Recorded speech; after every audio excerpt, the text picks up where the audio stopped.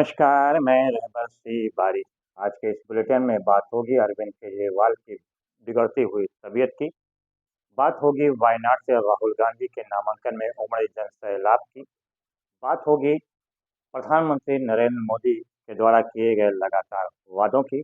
और अंत में बात होगी क्या वाकई सुप्रीम कोर्ट के इंटरफेयर के बाद वीवीपैट से निकलने वाले पर्ची का भी मिलान किया जाएगा।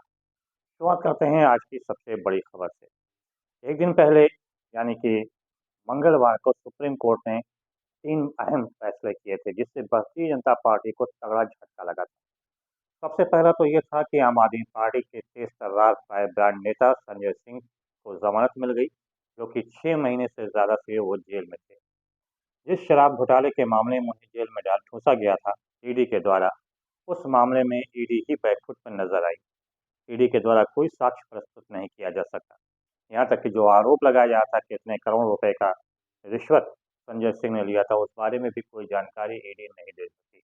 और नतीजा ये रहा कि सुप्रीम कोर्ट के 3 सदस्यीय जजों की बेंच ने संजय सिंह को जमानत दे दिया।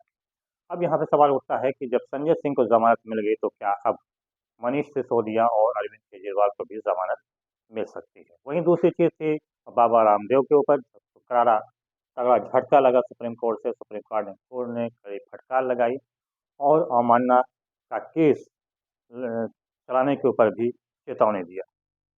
तीसरी बात जो सबसे बड़ी सामने आई थी वो था कि चुनाव आयोग को और केंद्र सरकार को नोटिस जारी किया गया, जिसमें ये कहा गया कि चुनाव के समय वीवीपैट से निकलने वाली पर्ची जो है वो मतदाता के हाथ में दिया जाए और मतदाता उसे देखे कि उसने जिसको मतदान किया है वो उसी तक मत पड़ा या नहीं। इसके अलावा चुनाव में उसकी भी गिनती किया जाए। बहरहाल देखना ये होगा कि सुप्रीम कोर्ट ने जो सुप्रीम निर्देश एक दिन पहले दिए थे उसका कितना असर आने वाले चुनाव में पड़ता है।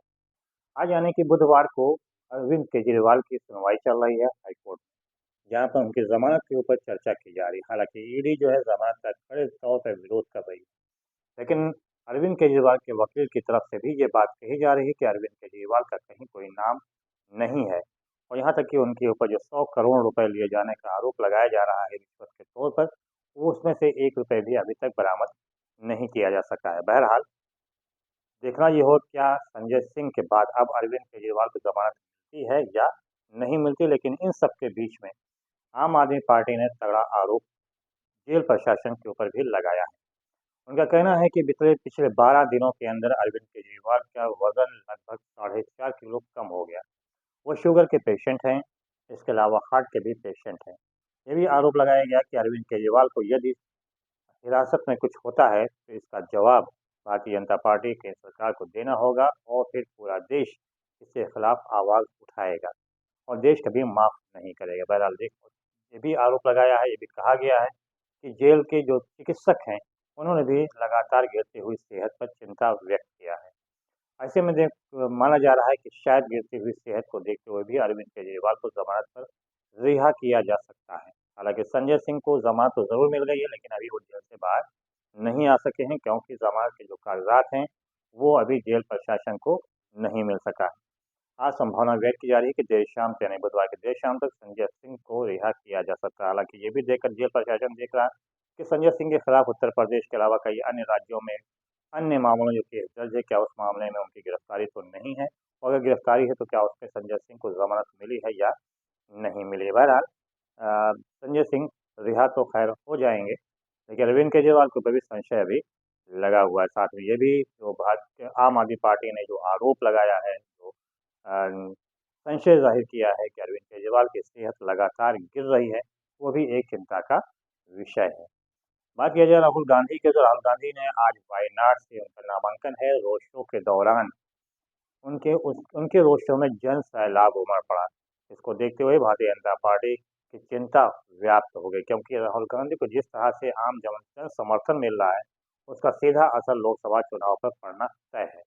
लेकिन इसी साथ साथ ये भी एक संशय है कि उत्तर प्रदेश में गांधी परिवार के गढ़ माने जाने वाली और गांधी परिवार की सीट माने जाने वाली अमेठी और रायबरेली से अभी तक कांग्रेस पार्टी ने अपना प्रत्याशी घोषित नहीं किया। लोगों का मानना है कि अगर अमेठी से राहुल गांधी भागते हैं और वायनाड में ही शिफ्ट करते हैं तो इसका गलत असर उत्तर प्रदेश की राजनीति पर पड़ सकता है। वहीं दूसरी तरफ ये भी कहा जा रहा है कि वरुण गांधी के जो तेवर है उसके अनुसार कि वरुण गांधी को अमेठी से कांग्रेस पार्टी अपना प्रत्याशी उतार सकती है। हालांकि तो अभी इसका जिस प्रकार से हालांकि वरुण गांधी ने चुनाव लड़ने से इनकार किया था कि वो चुनाव नहीं लड़ेंगे बल्कि अपनी मां का प्रचार करेंगे, जो कि सुल्तानपुर से भारतीय जनता पार्टी को टिकट मिला है, ने टिकट दिया है। लेकिन जिस प्रकार से सूत्रों की बातें सामने आ रही हैं उससे ये कि राहुल गांधी को अमेठी या फिर रायबरेली से कांग्रेस पार्टी चुनाव लड़ा सकती है। वहीं अमेठी रायबरेली से बात किया जाए तो बात सामने आ रही है कि प्रियंका गांधी को तैयार किया जा रहा है कि वो रायबरेली से चुनाव लड़ें। बहरहाल देख आने वाला समय बताएगा, देखना होगा कि रायबरेली और अमेठी से गांधी परिवार का ही कुछ सदस्य आता है या फिर अलग से किसी को प्रत्याशी बनाया जाता है। ये भी एक बड़ा सवाल बना हुआ है। वहीं दूसरी तरफ देखा जाए राजनीति, उत्तर प्रदेश की राजनीति में एक बड़ा और भूचाल आने वाला वो ये है कि अपना दल कमेरावादी के अध्यक्ष पल्लवी पटेल और AIIM के असदुद्दीन ओवैसी की पार्टी में गठबंधन हो गया है, जो कि उत्तर प्रदेश में चुनाव एक साथ मिलकर लड़ने के लिए जा रहे हैं। तो एनडीए गठबंधन और इंडिया गठबंधन के अलावा एक तीसरा गठबंधन बनकर तैयार हो गया। अब यहाँ पे सवाल ये उठता है कि क्या मायावती इस गठबंधन में शामिल होंगे, क्योंकि जिस तरह से चर्चाओं का बाजार गर्म है और सूत्रों के अनुसार ये बात आज सामने आ रही है कि इस गठबंधन में मायावती को भी शामिल किया जा सकता है। इसके अलावा चंद्रशेखर आज़ाद को भी इस गठबंधन में शामिल किया था। अगर ऐसा होता है तो फिर उत्तर प्रदेश में चुनाव जो होगा काफ़ी दिलचस्प होगा, क्योंकि 3 गठबंधन होंगे और तीनों गठबंधन के अपने-अपने वोट बैंक हैं।